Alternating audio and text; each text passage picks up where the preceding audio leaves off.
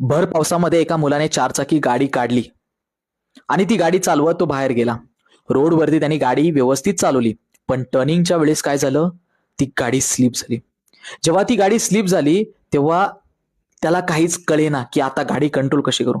ठोकता ठोकता ती गाडी वाचली आणि बऱ्यापैकी तो रस्त्याच्या कडेला येऊन थांबला. आल्यानंतर त्याने प्रॉपरली त्या टर्निंग रोडवरती जाऊन पाहिलं की नक्की गाडी घसरली कशामुळे होती. आणि चक्क त्याला काय कळलं माहिती का, की रस्ता जेव्हा टर्न होतो, म्हणजे जेव्हा तो रस्ता टर्न होत असतो, त्याची बाहेरची बाजू ही उचलली जाते आणि आतमधली बाजू ही खाली ठेवली जाते. माहित नव्हतं ना तुम्हाला? याला इंग्लिशमध्ये आणि सायन्समध्ये आपण म्हणतो बँकिंग ऑफ रोड. तर हा बँकिंग ऑफ रोड कॉन्सेप्ट आहे 12वीच्या पुस्तकामध्ये, जो HSC बोर्डच्या दृष्टिकोनाने फार IMP आहे. बँकिंग ऑफ रोड मध्ये आपण सेफ स्पीड शोधतो, मिनिमम स्पीड शोधतो आणि मॅक्सिमम स्पीड शोधतो, जी गाडीची असली पाहिजे एक टर्न घेत असताना. तर सगळ्यात